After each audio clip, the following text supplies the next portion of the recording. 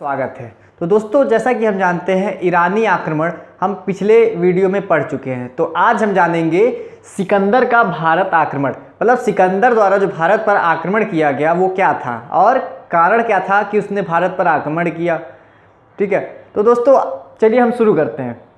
तो जैसा कि हम जानते हैं कि सिकंदर के समय भी जो भारत की राजनीतिक स्थिति थी वो एकदम वैसे ही थी जैसे ईरानी आक्रमण के दौरान थी।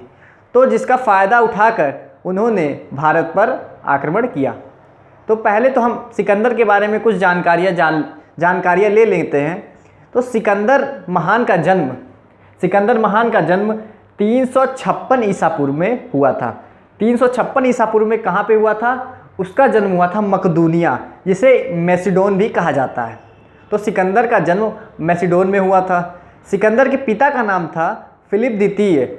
सिकंदर फिलिप द्वितीय का पुत्र था और जो फिलिप थे वो मैसिडोन के एक महत्वाकांक्षी एवं शक्तिशाली शासक थे।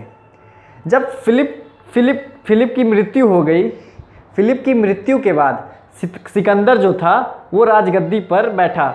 उस समय उसकी उम्र मात्र 20 वर्ष की थी। सिकंदर की उम्र कितनी थी? सिर्फ और सिर्फ 20 वर्ष की उसकी उम्र थी। और सिकंदर की माता का नाम था ओलंपियास। सिकंदर की माता का नाम ओलंपियास रहता है। फिर जब 336 ईसा पूर्व में जब सिकंदर अपनी राजगद्दी को पाता है, मैसिडोन का शासक बन जाता है, उसके बाद वो संपूर्ण विश्व को जीतने के लिए अपने युद्धों का संचालन करने लगता है। धीरे धीरे जब वो बैक्ट्रिया, मिस्र, बेबीलोन ये सभी को जीत लेता है, उसके बाद जो उसका आखिरी फारस युद्ध होता है जिसे गागामेला का युद्ध कहा जाता है। इस युद्ध में जो इसस के मैदान में दारा तृतीय ये हार जाता है और हारने के बाद ये उसको छोड़कर भाग जाता है। जो युद्ध के मैदान को छोड़कर भाग जाता है, लेकिन फिर भी सिकंदर द्वारा उसकी हत्या कर दी जाती है।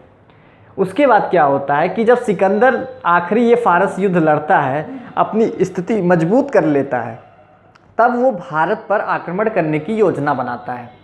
तो हम मैप के जरिए समझ लेते हैं कि सिकंदर कहाँ से आक्रमण करता है। तो दोस्तों, हम जैसा कि जानते हैं कि ये भारत है और भारत के ये बंगाल की खाड़ी है, बंगाल की खाड़ी, और इस तरफ है अरब सागर। अरब सागर इस तरफ है, इधर बंगाल की खाड़ी है। तो जो आक्रमणकारी थे वो इधर से आक्रमण नहीं कर पाते थे और इधर से भी आक्रमण नहीं कर पाते थे। तो और इधर पर्वत था, पर्वत से आक्रमण करना संभव नहीं था। तो सिकंदर की सेनाओं ने आक्रमण किधर से किया? पश्चिमोत्तर क्षेत्र से।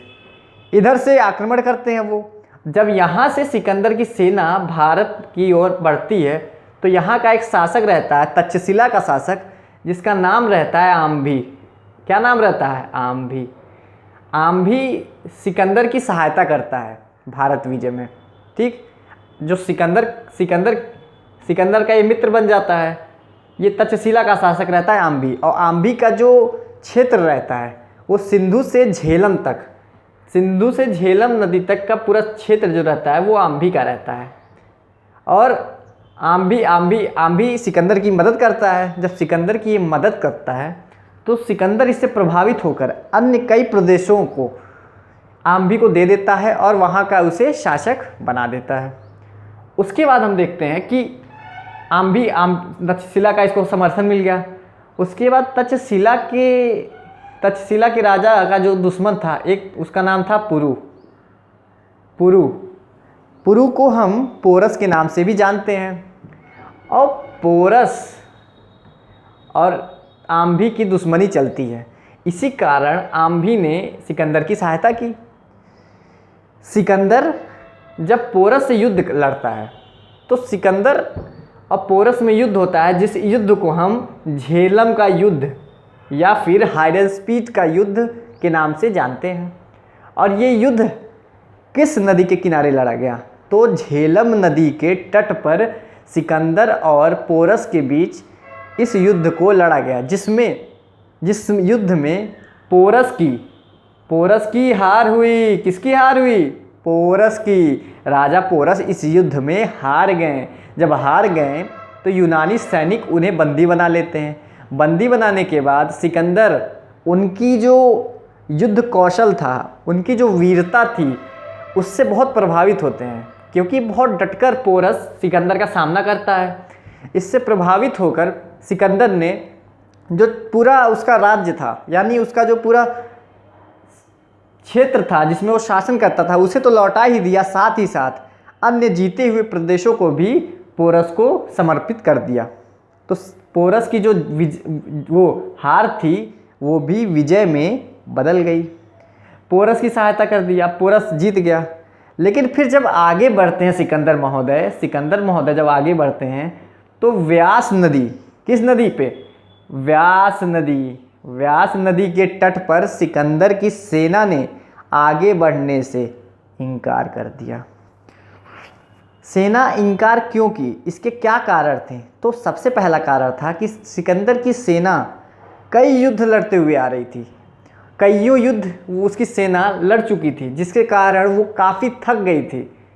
दूसरा कारण, उनकी सेना को परिवार की याद आ रही थी। और तीसरा कारण जो सबसे मुख्य है कि शायद उस समय तो यहाँ पर मगध पर नंदों का शासन था,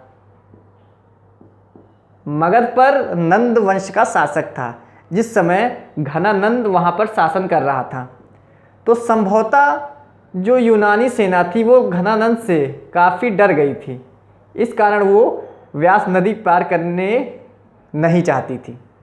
तो सिकंदर वापस आ जाते हैं और अपनी सेना को दो भागों में बांट देते हैं। एक सेना जो जल सेनापति होते हैं निर्याकस, उसका प्रतिनिधित्व वो करते हैं, और दूसरी सेना वो सिकंदर स्वयं जाता है। तो जो जल सेना रहती है जिसका सेनापति निर्याकस होता है, वह सैनिकों के साथ जहाज़ से अपने देश को लौट जाता है, और सिकंदर वो जल मार्ग से ना जाकर मकरान होता हुआ जेड्रोसिया के रेगिस्तान के होकर अपने प्रदेश की तरफ बढ़ता है या अपने देश की तरफ जाता है। फिर सिकंदर बेबीलोन पहुंचता है, और बेबीलोन में 323 बीसी मतलब ईसा पूर्व, 323 ईसा पूर्व में बेबीलोनिया में सिकंदर की मौत हो जाती है। तो सिकंदर महोदय इतनी कम उम्र में, और दोस्तों एक सवाल और आपसे पूछा जा सकता है कि सिकंदर ने किस नगर को बसाया था? तो पहला नगर था निकाया को विजयनगर के नाम से जाना जाता है, और दूसरा नगर था बाउकफेला। ये झेलम नदी के तट पर जहाँ सिकंदर के प्रिय घोड़े बाउकफेला की मौत हो गई थी, उसी जगह पर सिकंदर ने बाउकफेला नामक नगर को बसाया था। ठीक है। और सिकंदर संपूर्ण संसार को जीत चुका था, लेकिन वो भारत के अंदर प्रवेश नहीं कर पाया था, कुछ ही प्रदेशों को जीत पाया था।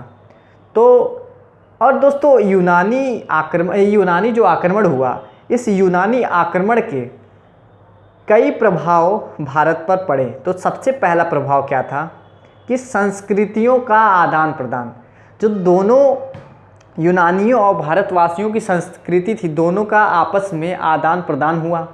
दूसरी चीज़ कि जब सिकंदर का आक्रमण होता है भारत पर 326 ईसा पूर्व में, तो भारतीय इतिहास को लिखने में इससे काफ़ी मदद मिलती है। इसके बाद से ही सारे इतिहास की जो गुत्थियाँ थीं, जो रहस्य थे, जो डेट की जो कन्फ्यूज़न थी लोगों की, वो दूर हुई। इसके बाद से जो डेट थी वो सही से लोगों को पता चलने लगी।